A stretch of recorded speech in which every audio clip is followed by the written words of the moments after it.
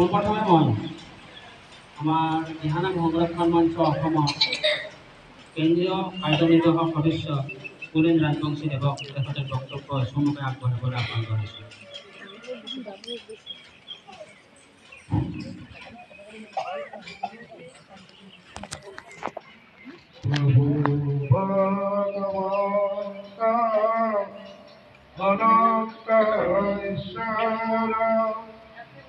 প্রপন্ন জনতারা তুমি প্রিয়তম পরম দেবতা জানিয়া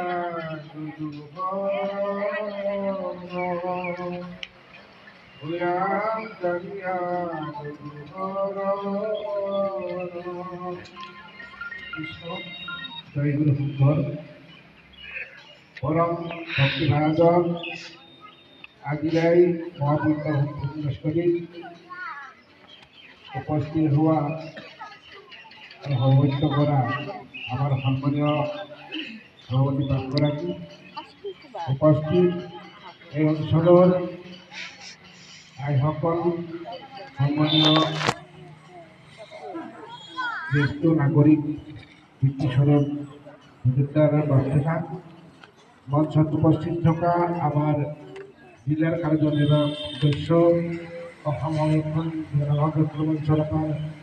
সহকাৰী সম্পাদিকা বিজয়ীগৰাকী